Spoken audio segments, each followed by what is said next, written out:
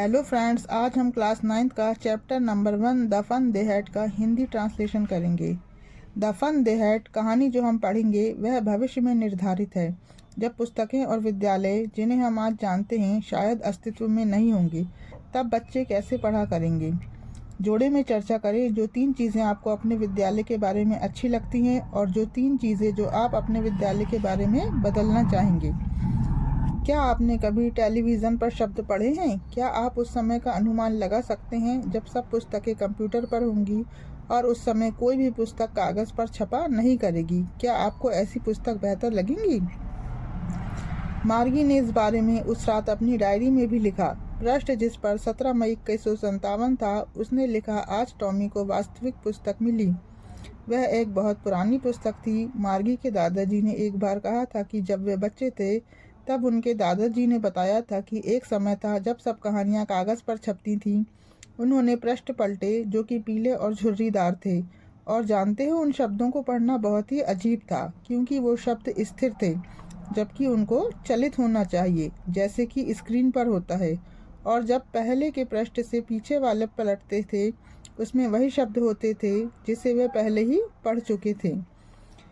ओहो, टॉमी ने कहा, क्या फिजूल खर्ची है। जब तुम पुस्तक को पढ़ चुके हो तो मैं सोचता हूँ उसे बस फेंकना ही पड़ता होगा। हमारे टेलीविज़न स्क्रीन पर लाखों किताबें होती हैं और इसमें भी ज़्यादा की जगह होती है। मुझे उन्हें फेंकना नहीं पड़ता। मेरे साथ भी यही है, मार्गी ने कहा। वह 11 वर्ष की थी और उसने टॉमी की तुलना में ज़्यादा टेली बुक्स नहीं देखी थी। वह 13 वर्ष का था। वह बोली, तुम्हें ये कहाँ से मिली? टॉमी ने कहा, मेरे घर से। उसने बिना देखे इशारा किया क्योंकि वह पढ़ने में व्यस्त था। अटारी में। मार्गी ने पूछा, वह किस बारे में थी? टॉमी ने कहा, स्कूल। मार्गी तिरस्कारपूर्ण थी। स्कूल के बारे में लिखने का क्या है? मुझे स्कूल से नफरत है। मार्गी को हमेशा से ही स्कूल से नफरत थी, पर अब पहले से भी ज़्यादा हो गई।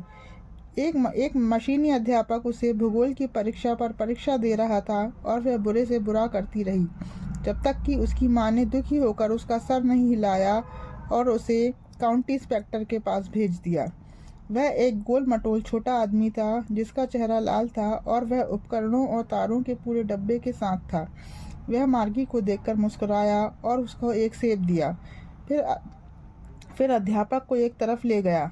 मार्गी को उम्मीद थी कि वह नहीं जान पाएंगी कि इसे फिर से ठीक कैसे किया जाए, पर वह जानता था कि सब ठीक कैसे होगा।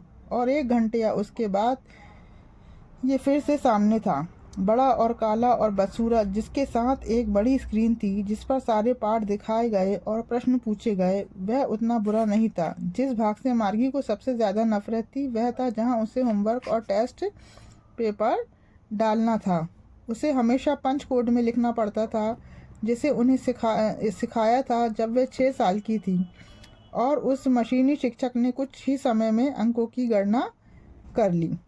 अपना काम करने के बाद इंस्पेक्टर मुस्कुराया और मार्गी का सिर थपथपाया। वह उसकी माँ से बोला, इसमें इस छोटी बच्ची की कोई गलती नहीं है मिसेस जॉन्स। मुझे लगता है कि भूगोल क्षेत्र को थोड़ा बहुत तेज़ी से तैयार किया था। ऐसा हो जाता है कभी कभी। वास्तव में उसकी प्रकृति काफ़ी संतोषजनक है। और उसने फिर मार्गी के सिर को थपथपाया।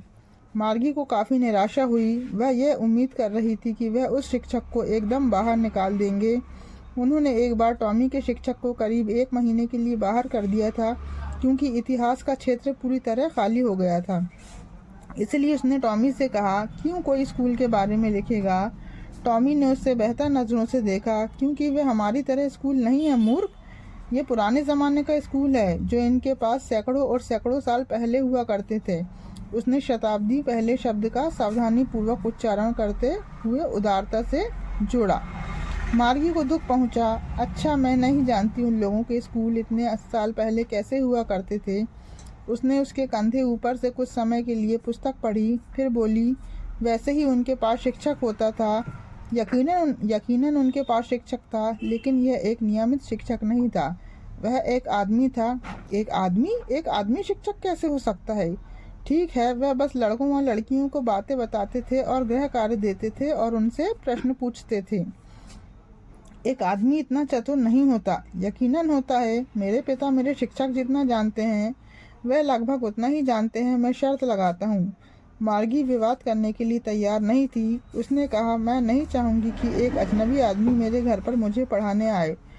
टॉमी हंसी से चिल्लाया, तुम्हें ज़्यादा नहीं पता मार्गी, शिक्षक घर नहीं रहते थे, उनके पास एक विशेष भवन होता था और सारे बच्चे वहाँ जाते थे और सब बच्चे एक ही चीज़ सीखते थे, यकीनन अगर वह सब एक उम्र के हों तो।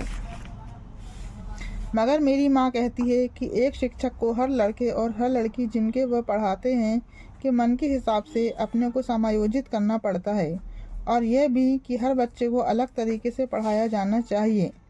बस इसी तरह से ऐसा नहीं करते थे तब। अगर तुम्हें पसंद ना हो तो तुम्हें पुस्तक पढ़ने की ज़रूरत नहीं है। मैंने नहीं कहा कि मुझे पसंद नहीं, मार्गी जल्दी से बोली। वह उन अजीब स्कूलों के बारे में पढ़ना चाहती थी। उन्होंने अभी तक आधी भी ख़त्म नहीं की थी जब मार्गी की माँ ने बुलाया, मार्गी स्कूल। मार्गी ने ऊपर देखा। अभी नहीं माँ, अभी मिसेस जॉन्स बोली, और शायद टॉमी के लिए भी समय हो गया। मार्गी टॉमी से बोली, क्या मैं थोड़ी और पुस्तक तुम्हारे साथ पढ़ सकती हूँ स्कूल के बाद? शायद वह उदासीन होकर बोला। वह सीटी बजाते हुए चला गया, धूल से भरी पुरानी पुस्तक बगल में दबाए। मार्गी स्कूल कक्ष में गई। वह सोने के कमरे के बराबर था और वह मशीनी अध्यापक चालू था और उसके इंतज़ार में था। वह हमेशा इसी समय रोज़ चालू रहता था, शनिवार और रविवार को छोड़कर, क्योंकि उसकी माँ कहती थी कि छोटी लड़कियाँ बेहतर सीखती हैं अगर वह नियमित समय पर सीखें। स्क्रीन को चलाया गया और वह बोला, आज का गणित का पाठ है, उचित अंशों को जोड़ना, कृपया कल का गृह कार्य उचित स्लॉट में डालें। मार्गी ने गहरी सांस लेते हुए वैसा ही किया। वह पुराने स्कूलों के बारे में सोच रही थी जब उसके दादाजी के दादाजी छोटे बच्चे थे। पड़ोस के सारे बच्चे एक साथ आते थे, स्कूल भवन में हंसते हुए थे और चिल्लाते थे। स्कूल के कमरे में साथ बैठते थे। दिन के आखिरी में घर इकट्ठा जाते थे। वे एक साथ चीज़ें सीखते थे जिससे वह सब एक दूसरे को गृह कार्य करने में मदद कर सकें और इसके बारे में बात कर सकें। और शिक्षक लोग होते थे। मशीनी शिक्षक स्क्रीन पर चमक रहा था जब हम अंश 1/2 और 1/4 जोड़ते हैं। मार्गी सोच रही थी कि बच्चों को पुराने दिनों में कितना अच्छा लगता होगा। वह सोच रही थी कि उनको कितना मज़ा आता था। Thank you. यदि आपको हमारा वीडियो पसंद आए तो प्लीज़ इसे सब्सक्राइब करें, लाइक करें।